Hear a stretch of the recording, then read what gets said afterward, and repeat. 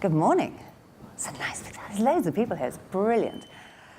So when Peter asked me to do this and to come over from London, he said, can you talk a bit about the work that you do and everything like that and the projects that you've been doing recently? And listening to Tom here, I suddenly realized actually there's quite a few parallels. I've got some pictures. I'm going to show you a lot of numbers, though, so for that I'll apologise. But there are a lot of parallels in what we're talking about. And the reason I've entitled this is kind of 3 reasons to rethink, because actually in our world of news brands, there are lots of things we need people to rethink about. So before I dive into all of those numbers and those things I'm going to share with you from our projects, I thought I'd just take a few minutes here at the beginning to just kind of talk about what we do, what Newsworks is all about, and the market that we're operating in, which I think you will see, and from all the conversations I've had since I've been here for the last week and a bit, you'll see quite a lot of parallels. Some good parallels, some not so good parallels. But one thing we believe passionately about at Newsworks is that actually news brands are brands of the future. And the reason we call them news brands pretty much exclusively and not newspapers is because that's what they are. They are our amazing, phenomenal brands that have adapted and are evolving, I would argue, probably better than any other media out there. They're digital before most things got digital and had websites.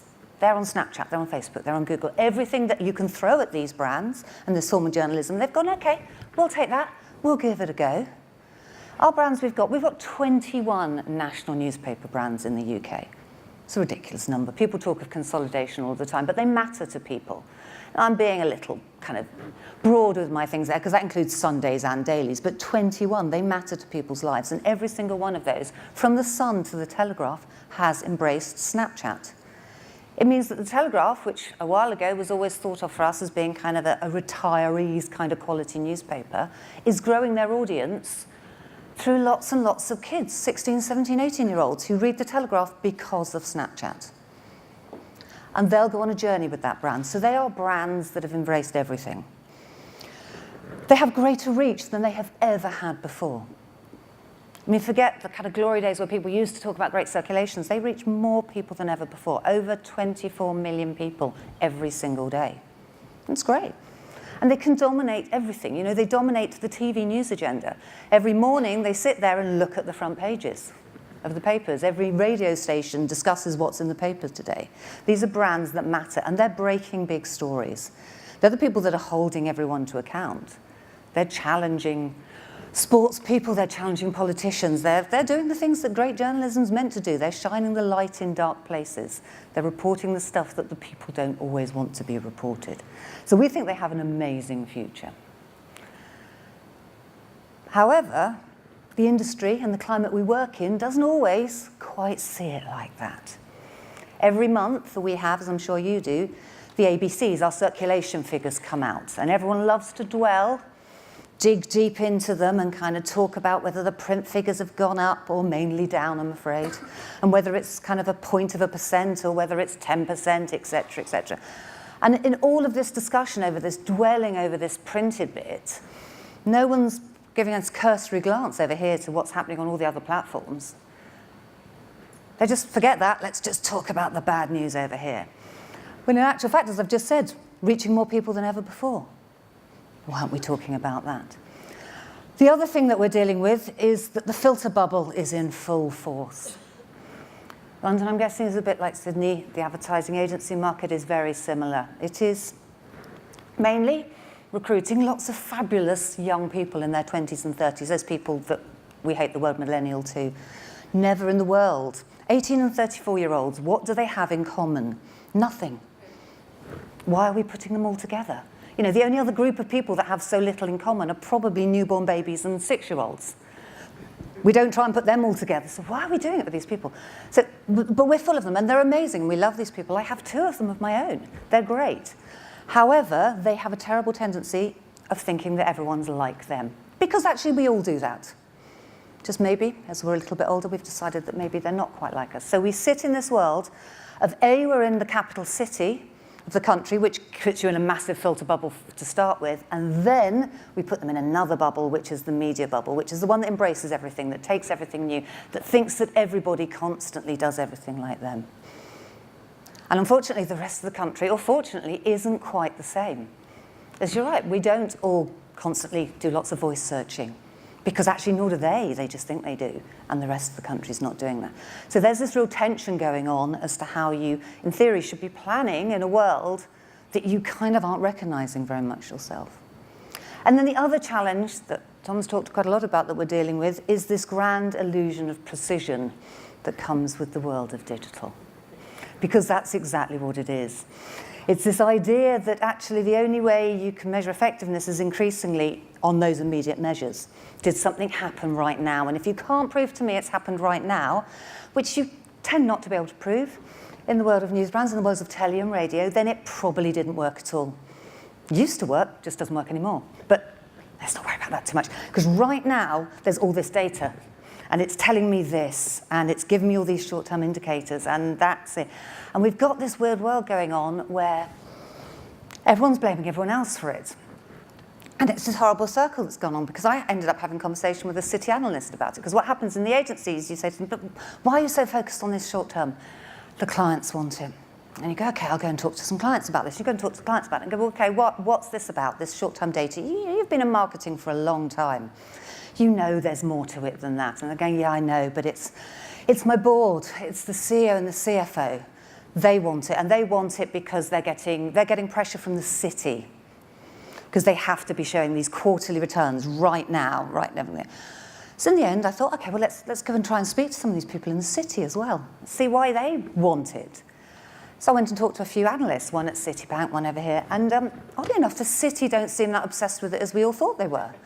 So the city came back, and there's loads of reports out there, you can all get to them. They're saying, we're really quite concerned about this short-termism in marketing and how it's undervaluing all of the brands and what the long-term effect might be. So everyone's sitting there pointing the finger saying it's them, and in fact, I don't know who it is. I think it's just because this illusion of precision. As human beings, we're clinging on to something that suddenly makes us go, oh, yes, I can measure it, therefore I'm going to stick with it. So how do we challenge this? Because that's our job. You know, I'm there, and as an organisation, we're there to kind of shout about why news brands, in all their lovely forms, are a medium that you should be embracing and that actually have a real worth to advertisers. Well, there's two things that we really, really passionately believe as an industry. And when I say an industry, I mean us as an industry, all of you as an industry, the agencies, the advertisers, everyone need to stop doing. Not start doing, but stop doing. And that is stop dismissing print along with these other, and I hate the word traditional, I hate the word legacy. I don't mind proven, I can live with that to describe us as media. What I really like is grown up, because that's what I think we are. All of those industries, we're grown up, we kind of know what we're doing.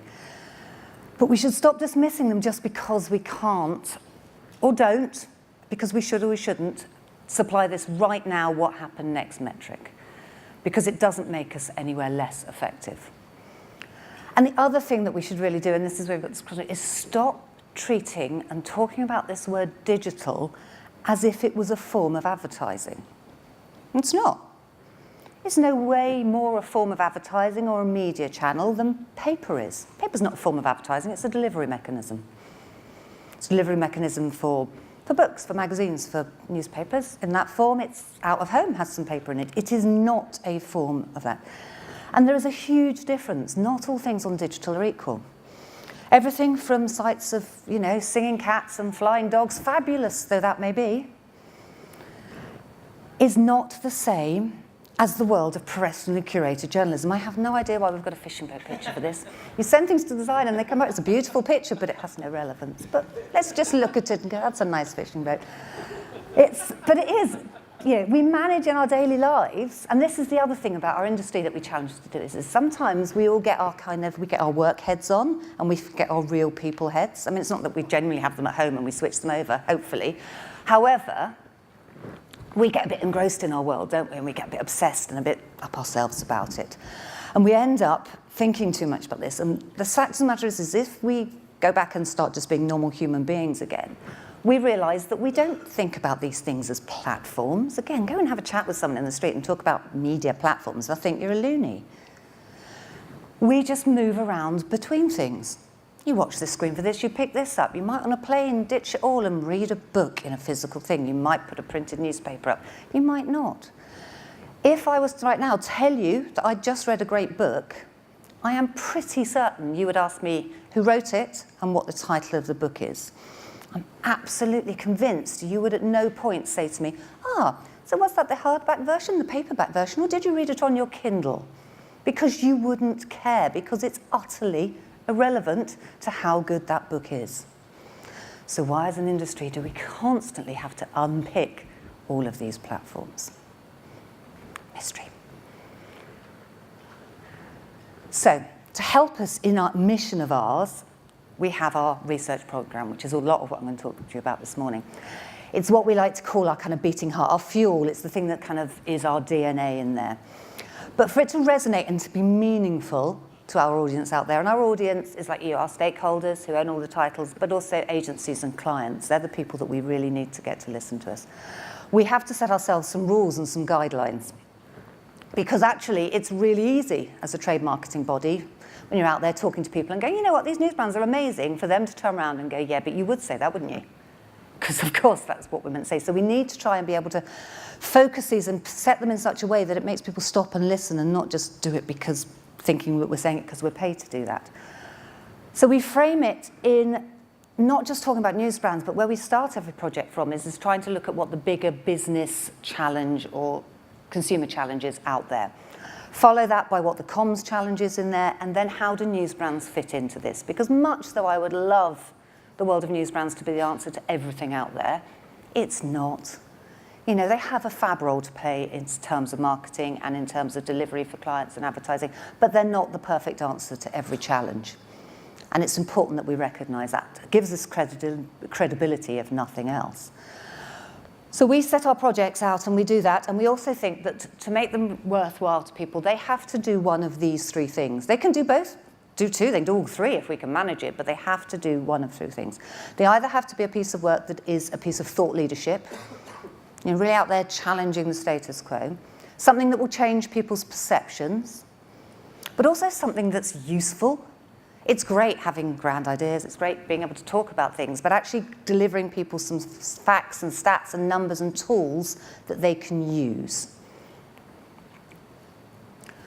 And we do all of this, all our insight project sits under this kind of overarching banner of effectiveness, which is the degree to which something is producing a desired result. Now, that's not only our work, actually, it's our banner for ourselves. Like, is what we do, is it making a difference? Is it making people use news brands more as an advertising medium? Now, the thing with effectiveness is it's often a shortcut for ROI, return on investment. That's often what people, when they say they throw the word effectiveness around, that's what they often mean. They mean ROI. I believe it's two other things as well as just ROI. Context is really important if you're going to be effective, and actually so is influence. So everything that we do fits under one of those three pillars. It's kind of like the foundations to them. And today I'm going to whiz you through the most recent projects, this is where the numbers come in, I'm afraid, that we've done under each of these, starting with one around influence. So news brands are good at influence. And this is a project that we looked at because in the world of a media plan, and you're sitting there, often we look, and it's called beyond reach and frequency, because often you're sitting there as a planner and you're going, and the client maybe wants to save a little bit of money, and you're going, oh, my telly's delivering me 60% reach, 40% reach from news brands, so-and-so from out of home, I need to save some money. It doesn't matter, that reach is all the same thing, isn't it? It's just reaching people, it's mass market, don't need to worry about it. Well, the simple fact of the matter is not all reach is equal, and different media have different things that they can play. So we had two objectives that we wanted to do with this research. We wanted to find out what the specific role of news brands and how advertising in news brands can help strengthen an ad campaign. You know, what's its proper bit that it's doing for you? And actually, does it help people change behaviours? Unremarkably, the answer is yes to both, else I wouldn't be sharing it. So this is actually an ongoing project, so this is right where we are at the moment. Truly not going to dwell on methodology here. But so far we've had 1,700 people respond to this. We've run 8 campaigns. By the time we finish, there'll be 20 in this. These are all pretty large brands. Some you'll recognise, some will probably be very kind of UK-based. So everything from media through sofas, cars, online shopping, betting is Coral there, more cars, and in Iceland, which is a very special kind of supermarket where everything is frozen. Yeah, it's not a key favourite of mine, I have to say, but there we go. So what did we discover? So news brand campaigns cut through really well. So if you have a campaign that's not got news brands, the FT norm for this is like 33%. If you include news brands in your campaign, your cut through will be 40% more. So that's 7% uplift in numbers here. So readers of news brands do that. They'll help drive sales and build long-term relationships. To do this, there's this kind of behavioural change model because people are always at a point. No one is sitting there constantly going, I'm about to buy, I'm about to buy. They're on a journey always. That's back to the attribution thing. No one's at the right end of it. Suddenly now's the purchase bit. And what we discover here along each of these steps of kind of behavioural changes is that news brands are really good in two areas. There's some areas they're not so good at. I always like that. It's good to be not good at some things because it gives more credibility around what you're good at. And this is in the area of when you're driving purchase loyalty in preparation, getting ready to buy, and also once you've bought, kind of maintaining that relationship. So as we can see here, these are people that have seen ads in news brands that as long as they recognise the news brand ad element, which they will do because it means they've read it, an ad can never work on you unless you've seen it. I'm going to come on to more later. But in terms of raising knowledge and increasing purchase intent, if you've seen a news brand ad, it is more than if you haven't, if it hasn't appeared in that environment. And similarly, purchase intent. And this is purchase intent with people who are familiar with brands, so not people who aren't. So in theory, the people that are converted that we're going to buy anyway, still seeing an ad in a news brand will increase that purchase intent for them. It also does those other kind of softer messages that we like in marketing, such as word of mouth and advocacy as well. Equally important, but not quite as hard measures. Another area is where we find that actually we've got other media that are better. So although news brands do build long-term brand relationships and everything, telly's better at it, always has been. And it still is by quite a long way. And in terms of that, your level of awareness you'll lose if you kind of take telly off is far greater than if you took your radio or your print or your online off. They're about the same. So we know that's what the TV is doing. It's all about the awareness. Brilliant. Persuasion, really important here. So these are the top 3 things that people recognise from seeing an ad in a news brand. Told me something new, 93%. I worry sometimes when you get these numbers in the 90s, it's like, oh God, are they a bit high? Clearly visible in the advertising, and it told me something new about the brand. Because you can, because you've got room and space to talk about stuff. But also on all these other persuasion diagnostics, ads are for people like me. That's unsurprising. You will have seen it in a brand that you choose to consume with other people like you. People get that. People still worried about this, but people still think that people like editors choose the ads that go into news brands. They think that that TV execs choose the ads that go into the commercials. Let's not delude them of this, but it's rather sweet, isn't it? But just goes to show people don't live in our world. They don't care, really. So news brand advertising helps grow long-term brand relationships, and TV's got higher recognition. But put it all together, and it becomes really, really powerful. And this is why, and we said this is one of these more practical pieces of work that we did to show that actually you can't just assume one media is doing the job for you. It's a combination that's always powerful. So TV and news brands are cracking a group of things together and always has been the same. But even if we get down into the world of kind of social media, for word of mouth, if you add news brands to it, you're hitting 80%. It's great. So yeah, news brands, you do need them. You can't just take them away. They're not brilliant at everything. As I said, they're not great in the same way that TV is in terms of building awareness, but they have a unique role to play on a plan. So that is kind of influence and is one of the more practical pieces of work we did.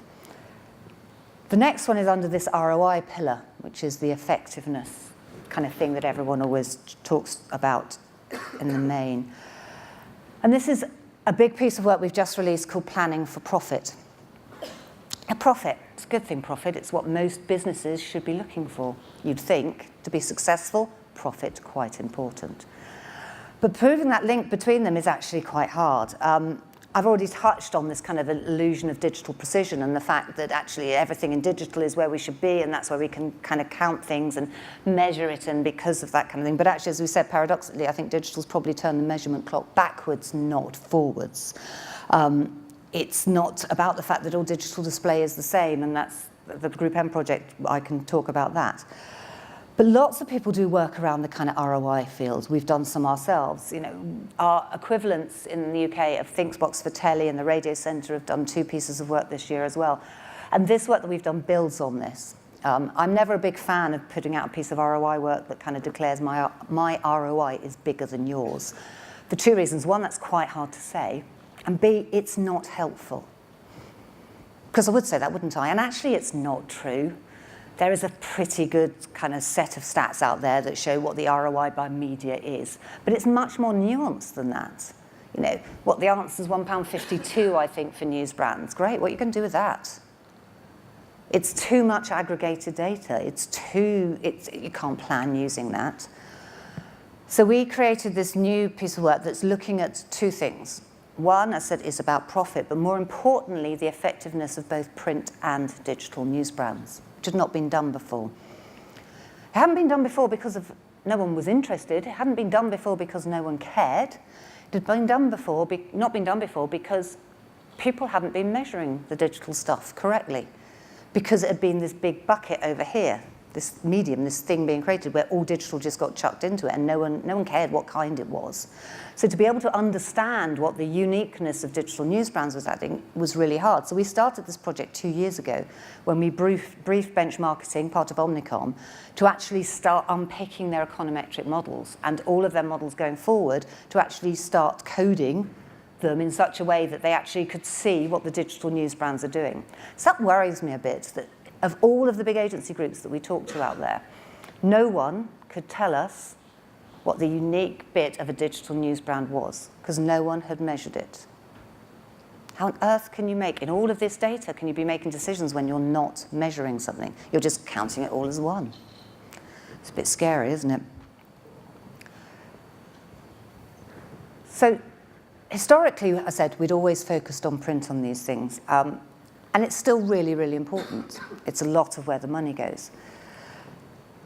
But what we did with this, as I said, is made it even bigger than before. So in the past, most econometric studies have talked about a handful of sectors: motors, retail, finance, the biggies. What we managed to do with this was actually cover pretty much 90% of advertiser bands and 86% of categories, which makes it the biggest study of this kind that's ever happened in the UK. As I said, we unpicked a lot of econometric models. I say we in this. I had literally nothing to do with this. I wouldn't know where to start with unpicking an econometric model. The very list alone scares me. The reason there's a cake sitting there is because I think the way we think about it is as if the cake is what the end result is that you want as sales, is the econometric model is the recipe that you need to get there. You need to understand how each of these little bits come into play to make your cake or your marketing work. And interestingly, if you think about it, only one of those levels, the very top one, is about advertising. There's many more things out there in the world that are making a difference to all of this. So the meta-analysis that happened was of 684 econometric models.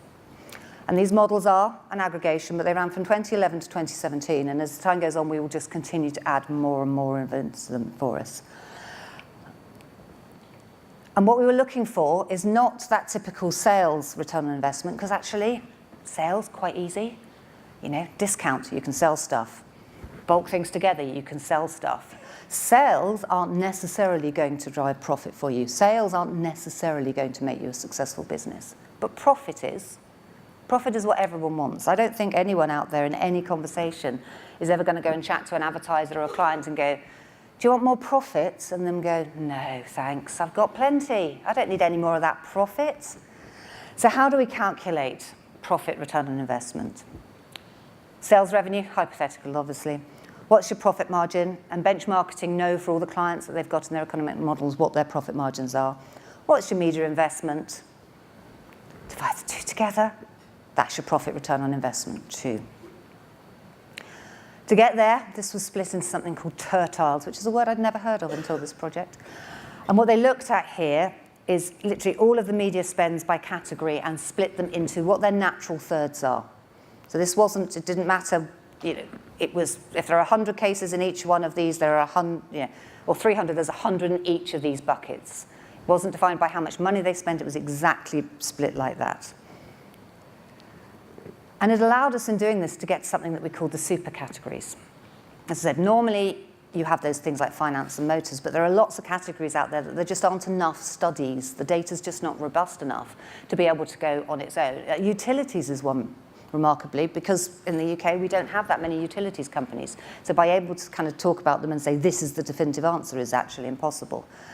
What we managed to do, though, is create these kind of 5 super categories that we gave what we hoped was kind of sensible names, things that kind of were reasonably indicative of what they're about. Everyday pickups is, as you might expect, stuff you might just go and grab every day. A coffee, crisps, a sandwich. Leisure and pleasure is restaurants, cafes. Shiny new things is where a lot of tech sits, and then grown-up stuff is all that basic, boring stuff. Utilities, travel, the things you only have to worry about when you're a grown-up.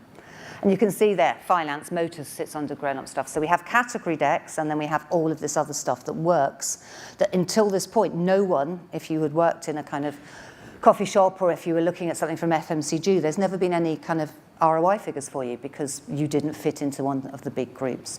I'm not going to take you through all of them. There's hundreds of them, I promise, but I will just run through what we know about supermarkets. So the supermarket category in the UK and their spend of news brands is less than it used to be, but not too bad. Better in 2016 than 2017, a bit of a dip there, but it bubbles around that kind of 18, 16, 17, 18%. And what we're looking at in this is actually where's the optimum amount of spend. And this is not the optimum amount of spend that will drive news brand profit return on investment, but your total campaign. So how much money should you spend in your news brands to allow your campaign overall to deliver the best return on investment that it possibly can. And this, again, is actually in the short and medium term, so not that long term. We've recognized that we do need something that's a bit now. So it's between the next kind of 3 to 6 months, not kind of like forevermore. So how much do you need? Well, unsurprisingly, they're not quite spending enough at that 15%. Gets them an okay profit return on investment of 2.26. pounds for every pound they spend, but if they were spending between 19 and 31%, then they'd be getting £3.61 back. It's quite a large jump. And we can break this down by depending on what your spend is, because again, that's an aggregated number, and you're like, well, where between 19 and 31? Well, it depends on how much you spend on your marketing as a supermarket. If you're a £10 million advertiser, only spend 8%. But if you're spending £40 million, then you should be spending 27%. And we again can do this for digital. Again, 0.7% is what they're spending on digital display and news brands. You almost want to say, why bother? Really? It should be closer to in the 1.7 and 2.1%. And what we believe from this is because these models are relatively new and we've only just been, and the numbers are quite low, that actually ultimately where the spend should be is even higher than that 2%, but you can only stretch a model so far. And if you're only spending 0.7, you can't suddenly extrapolate that and go, no, the answer's 10. And we've created this into a tool for everyone to make it useful. That means whatever sector you work in, you can find that sector, click on it, select the budget you've got to spend, and it will tell you how much you should be spending in news brands in print and in digital. So on this one, 11%, and then digitally, nothing. The other thing it allowed us to do for the industry is actually calculate how much profit everyone is missing out on.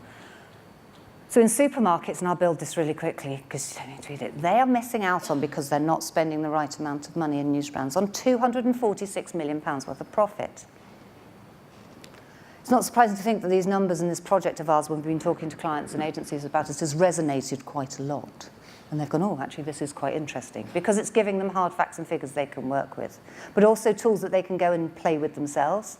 There's not just one answer. Across the whole industry and across all of those super categories, this adds up to a mighty, very slowly, oh, too quick, £3 billion. That's what the industry was missing out on in profit. Who walks away from £3 billion easily? No one. And finally, to wrap up, because I'm also very well in between everyone and coffee, context. And this is where we come back to not all digital being equal. And this is our most recent project, which is proving the value of quality inventory online. The difference between the singing cats and the dancing dogs and quality curated content. And we did this project with Group M. It took a huge amount of time to get it off the ground, not because it was hard, but because, again, nothing like this had ever been done before. We wanted with it to look at 4 main objectives of this research. Find out actually what are the factors brand campaigns having a positive effect on performance. Quality, actually what is the effect for each factor of what we might think is quality. Show that these factors in a premium inventory are better than in an open exchange, which is where most people are buying most digital inventory at the moment, because programmatic is huge. About 80% of inventory in the UK is bought through a programmatic marketplace in some shape or form. And test and look at it on like-for-like clients. So again, not just get to this kind of, here's the answer, but look and see what happens from different. As I said, this project was huge. 400 million exposures, 28,000 survey completes. In fact, there were 80,000 survey completes, but by the time we took out duplications and things like that, it was 28,000. That's as big as any readership survey that exists in the UK. It took 9 months to do, and about 9 months planning beforehand. And it covers 84 clients. We worked with a company called Meetrix and with Cint to be able to track everything on this and have 2 data sets. And the campaigns ran both on the open exchange and directly with all of the news brands. As I said, 400 million impressions. I'm very glad I didn't have to do the data crunching on that line by line. 84 completed campaigns, as I said, we've done these before. That many exposures. So the primary metrics that we were looking at here were brand awareness and ad recall, and then brand perception and ad recall were our secondary. And in terms of sectors that we covered, it's pretty much all here. Everything from automotive, retail, cosmetics, telecom, finance. And the level of kind of surveys and exposures are reasonably the same.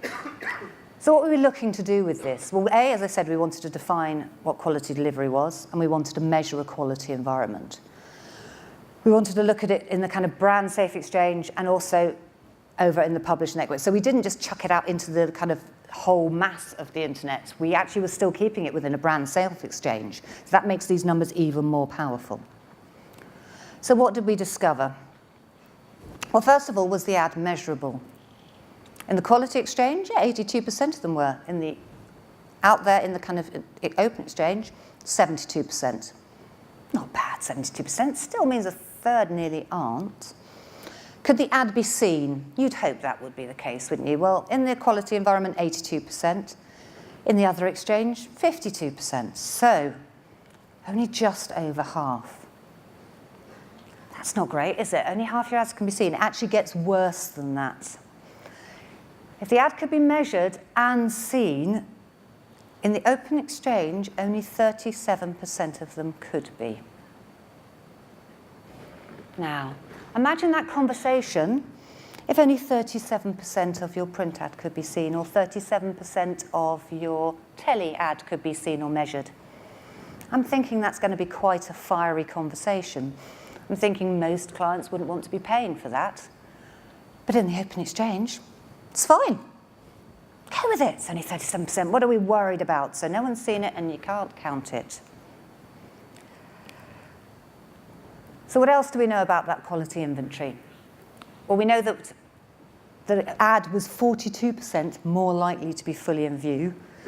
We know that 63% more likely that at least 50% of it was in view. We know that the ad was in view for at least 5 seconds, quite good, because if it's just fleeting. We knew that it was likely to be above the fold, again, a really important metric on this. And we knew that it was 165% more likely to be brought into view. Because for an ad to work, you need to be able to see it. Its sheer existence doesn't mean that it's going to do anything. So in all of this, it's great, isn't it? Does it actually matter? Yes, it does, because it made a huge difference to things like brand awareness scores and ad recall, up 7 and 8%. If you can see it for more than 5 seconds, you're getting 6% awareness uplift and 8% in ad recall. And above the fold, 5% and 14% again. And ads delivered on a page that were in view for 30 seconds or more delivered 6% brand awareness uplift and 5% ad recall. So every single one of these is good. But in all this, does it really matter? Yes, it does, because 100% in this quality environment were in view for over 50 seconds. Above the fold and in view for 30 seconds. It really, really does matter. As I said, we wouldn't stand for any of this in any other kind of media, so why are we standing for it in this? But is it worth paying the price for it? Because premium inventory costs a bit more. It might be that actually we are better off just buying those really, really, really cheap cost per thousands out there and going, you know what, we'll take a hit on all that viewability because it's worth it, because it's much more cost efficient for us.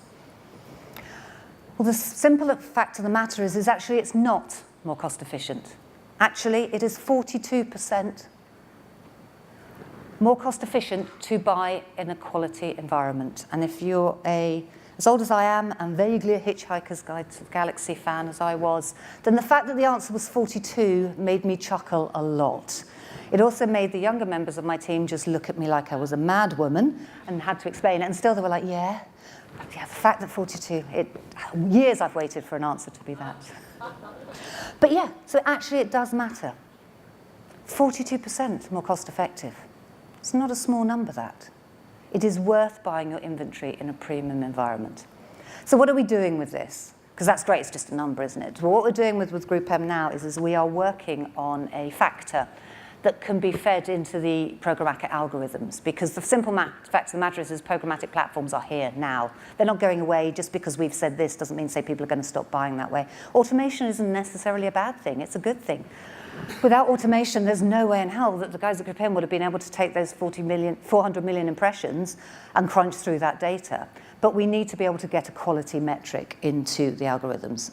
So that's where the next step for us will be on this. And as I said, it's absolutely every category that we've got on this, whether it's ad recall up, brand awareness up, recommendations on intent, and brand perception, all of them are up.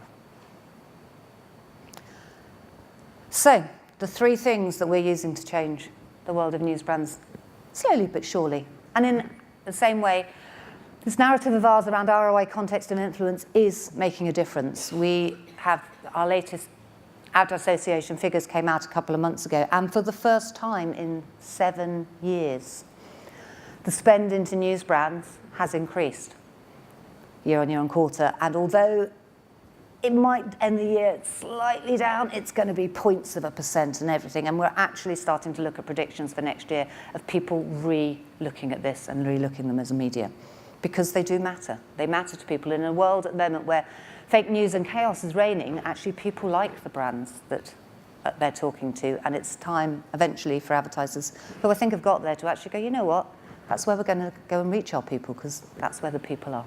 Thank you.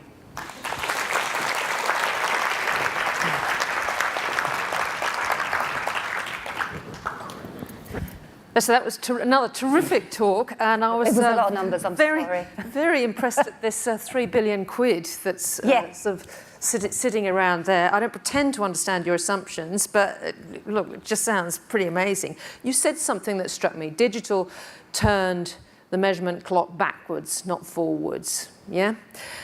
I want to ask you about what's been happening with the in-house marketing departments at your newspapers in the UK, because certainly here over the last sort of, I don't know how long, few years, we've seen them blow out, become the tail wagging the dog, clicks being, you know, everybody's gone through this process and the pendulum is now swinging back. But during that time, I think there was a lot of demoting of editorial influence in terms of what was driving what mattered. And I'm just wondering what's happened to the number of people in these marketing departments and how they're thinking. Oh, lots in that question. We've had some similar, yes. I think one of the things that happened is there was a rush for reach in the digital sphere. Everyone's decision was that, not quite everyone's, but that's what we want. We want lots and lots of reach and things like that.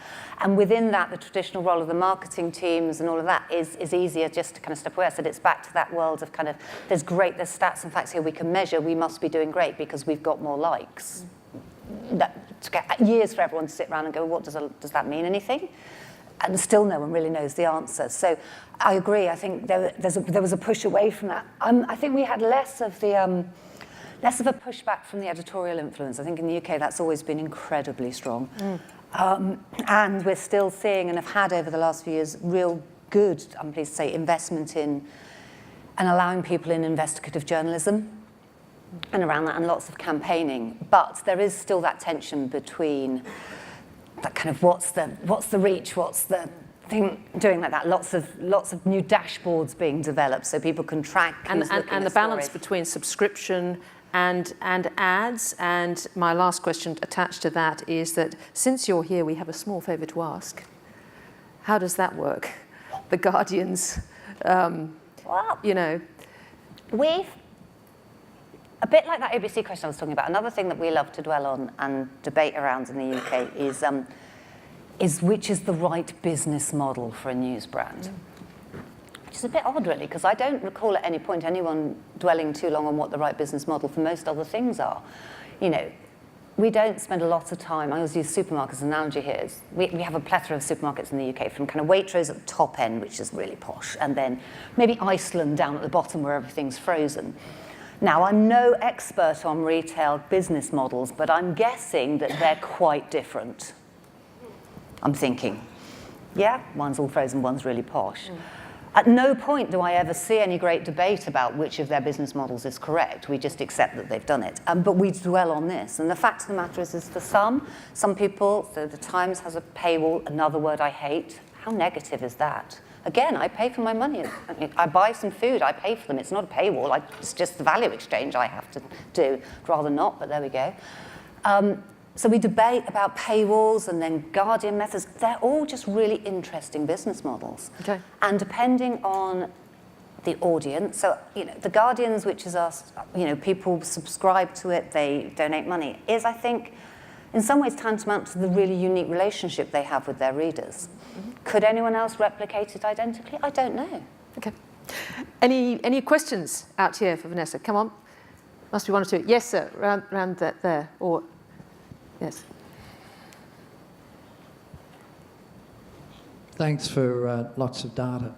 Sure. Yes, sorry. No, you said it. What is the definition, or what are you attempting to be the definition of quality? What are the characteristics?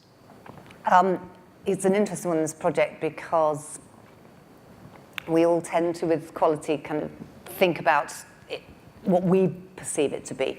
In that Group M project, quality medium is actually in there, is not just news brands, so it's professionally created and curated content is a kind of an easy way of defining it.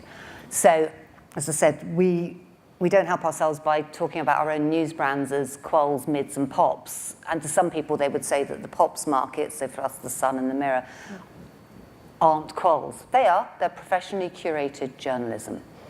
So that's part of the definition for quality. And then, as well as that, it's whether it's delivered above the fold for long enough, et cetera, et cetera. Oh? Yes, ma'am, Dan. It's coming. Thank you. I just wanted to understand what change this piece of work drove within the actual media companies, the news media companies, in terms of bringing in, I know we all don't like calling it traditional, but bringing in the traditional and digital assets together. The agencies are all in different stages of transformation when it comes to how they talk about their digital and their kind of online and offline properties, and keep changing their departments. So they put them together, they take them apart, they put them back together again. Literally, it's almost like on a cyclical basis. The work that we're doing now on that last project with Group M is about recognising the fact that part of the problem is because everything is, not problem, but everything's programmatic. So everyone's very keen for us to get this factor, which is the simple way of talking about it, that to be able to be fed into the algorithms, because what we've found is there is a across-the-board recognition that actually treating just every click, every site, every eyeball as equal is not doing anyone any favours, and that we need to be able to define the difference. So we're working on it right now. We hope by the end of the year, probably January, we'll have that factor. What about at the actual media companies? How are they treating it? If they're still selling digital and print separately, in terms of their traditional assets versus the digital assets, that could be a factoring issue as well. So that's really what I'd like to understand. On some are, I said some are and some aren't. what we're talking to often is we don't spend a large, it sounds awful this, for us the buying teams are important. They're our kind of instant access into an agency, but bluntly they're not going to change anything. They are kind of, for us, apart from the else, they believe what we tell them. But the ability to change behaviour is not with them. So we focus all of our conversations and all of our time on talking with strategists and comms planners about how this work can work with them. And at that level, people aren't splitting them out. So at that level, you're talking about creating a comms plan. Tom will be able to tell you more than anything else, but this is about answering a brief the best way possible. And when you talk at that level and talk to clients about it, they're not interested in platform, they're interested in solution. So that's how we're tackling it, is that, so by the time it gets down to a publishing team, someone's already gone 500,000 over here, here's your digital money. Yeah, you have to take it up. And by hopefully having work that is groundbreaking and new and in the world of thought leadership, people are interested in talking to you. The planning for profit work is the stuff that is really resonating within that comms and strategy thing, because we're kind of saying you've got it wrong, but we're saying, but here's the tool to figure out how to get it right, and we're not going to tell you how to use it. Use it for your clients the best way you can. Right, well, we're closing for coffee now, and we're right in the deep end already, so this is fantastic. I love your phrase, grown-up media, and your talk. So Vanessa Clifford, please join me in thanking Vanessa.